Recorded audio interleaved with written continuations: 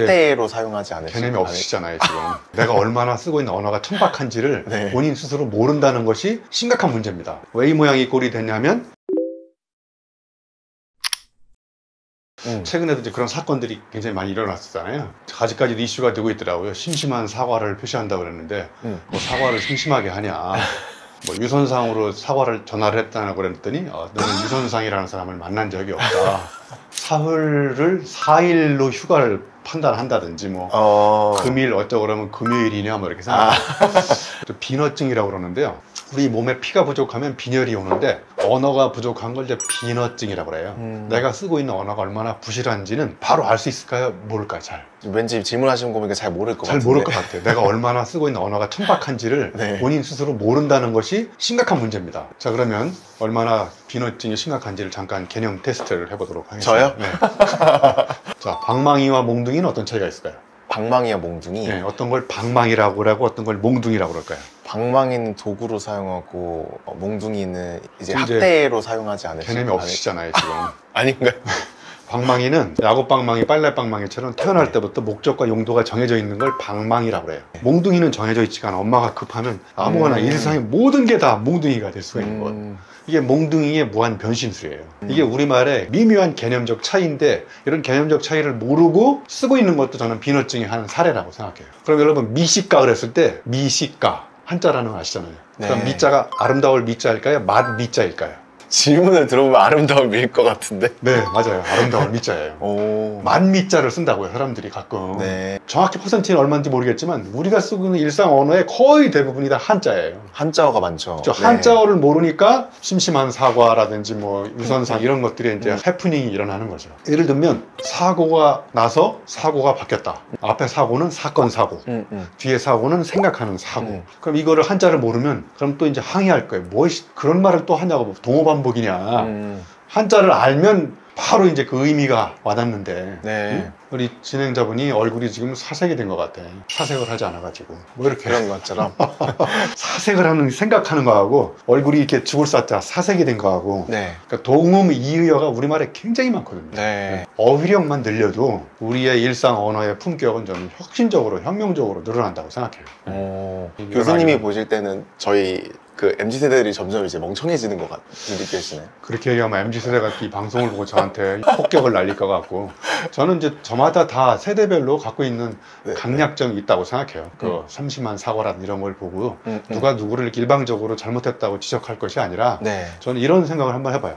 자, 누가 어떤 말을 했을 때 그거는 내가 혹시 잘못 생각해가지고 상대방의 마음을 아프게 할 수 있는 여지는 없는지를 한번 생각해 보라는 거예요. 세대를 차치하고. 그냥 너는 한자를 몰라. 그럼 밑에 사람 꼰대들이 옛날 말 자꾸 쓰고 어려운 말만 쓰고 막 이렇게 서로 이렇게 막 비난의 화살을 날리지 말고 저 사람이 쓰고 있는 언어가 어떤 의미일까 한 번쯤 내가 직격탄을 날리기 전에 생각해 보는 거죠.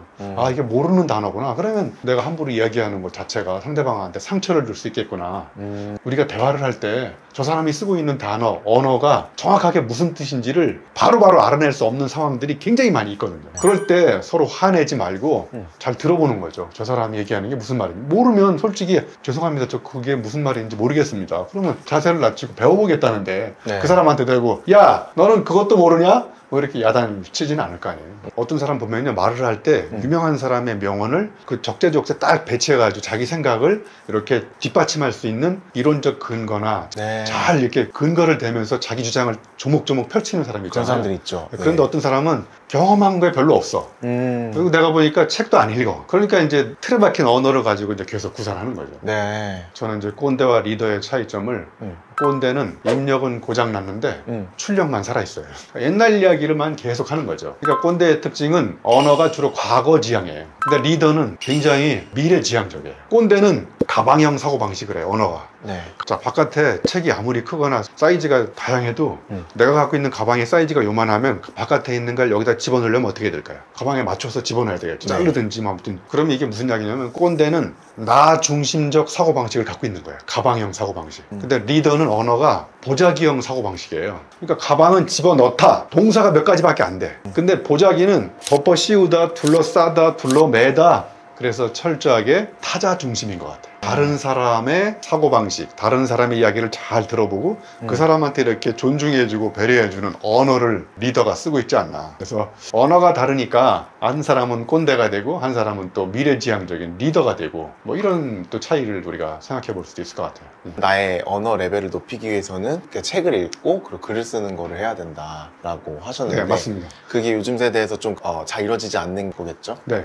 근 몇십 년 사이에 네. 책을 안 읽어서 책이 읽는 뇌 기능이 점점 사라지고 있다는 거예요. 읽으려고 하면 카톡 왔송 그러면 이제 읽다가 카톡에 대답하잖아요. 또 그렇죠. 뭐 이메일 대답하고 이 SNS에 너무나 오버 커넥션이 돼 있는 거예요. 퍼터리즘이라고 그래요. 15분 이상 책을 못 읽어요. 집중을 못해. 아예 15분이 아니라 그런 연구 결과가 있더라고요. 직장인은 매 3분마다 딴 짓을 한다. 그래서 이 후두엽으로 정보가 들어와가지고 전두엽으로 보내서 그 의미가 뭔지를 비교하고 따져보는 이런 사고 기능을 해야 되는데 이 전두엽으로 보내기 전에 후두엽으로 메시지가 또 들어와요. 계속. 그러니까 이미지가 계속 들락날락하니까 분석 기능, 추론 기능, 연역 능력 이런 것들이 점점 없어지기 시작하는 거예요. 네. 그래서 이제 책을 읽을 때도 이렇게 읽는데요. F자 위에 두 줄 읽고 밑으로 쫙 내려간대요. 그 다음 페이지 가서 또 위에 두세 줄 읽고 다음 페이지. 네.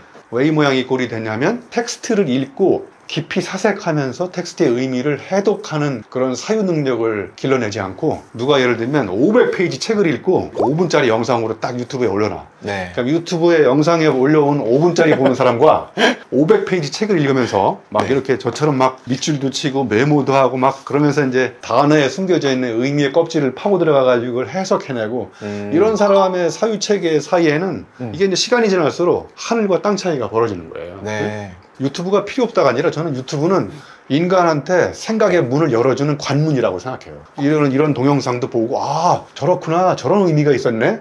그럼 내가 이 책을 읽어봐야 되겠네. 여기서 봤던 메시지를 해석을 한 다음에 더 깊이 있는 사유를 하려면 이제 텍스트에 가가지고 그 사람이 던진 메시지가 아 이런 거였구나 막 이제 써보고 이렇게 이제 영상과 이렇게 텍스트가 연결돼가지고 사유가 이렇게 계속 접속이 되면 유튜브야말로 사고를 촉발시키는 촉진제가 될 수 있다고 생각해요. 그럼 교수님 지금까지 여러 가지 말씀 많이 해주셨는데 아마 그 부분이 조금 보완되면 좋은 영상이 될 것 같아요. 그러니까 언어를 디자인하라라는 거를 내 실생활에서 네. 어떻게 적용할 것인가. 네. 네. 그리고 이게 왜 내 삶을 바꿔주는 일인가. 네.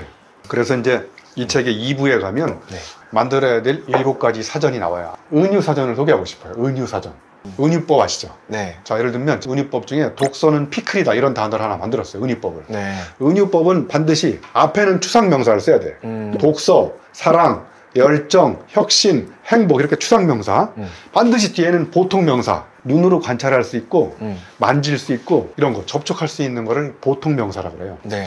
자, 그럼 독서하고 피클이 공통점이 없어 보이지만 관계없는 것을 갖다 붙여놓고 공통점을 찾아내는 사유법이 은유법이에요. 네. 그러니까 책을 읽기 전에는 내가 오이였어요. 오이. 근데 책을 읽고 나서 뭘로 바뀌었어요?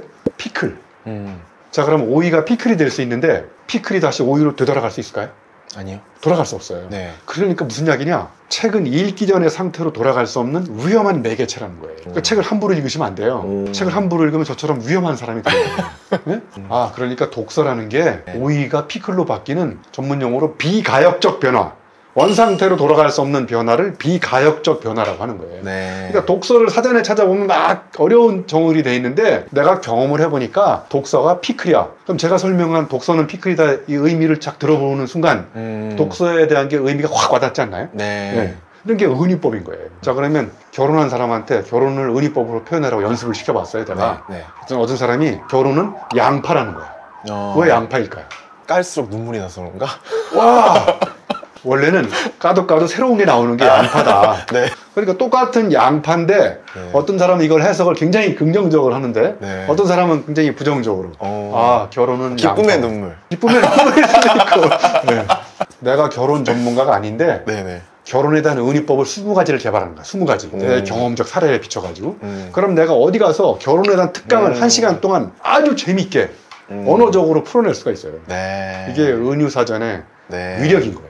하루에 은유법 하나씩만 개발해가지고 메모지에다가 갖고 다니면 모든 추상명사를 나의 체험적 언어로 재바꾸는 이런 게 바로 이제 우리가 사전을 계속 만들고 써야 되는 자기만의 사전을 만들어야 그렇죠? 되는 거죠. 이게 바로 언어를 레벨업 시키는 거고 내 삶에서 실제로 구체적으로 실천할 수 있는 그런 방법이라고 생각해요. 그럴수록 또 재밌는 사람이 되고 이야기가 듣고 싶은 사람이 되는 거죠. 호기심이 자꾸 땡기게 만들고 네. 네. 물건을 훔치면 범인이지만 마음을 훔치면 연인이 되거든요.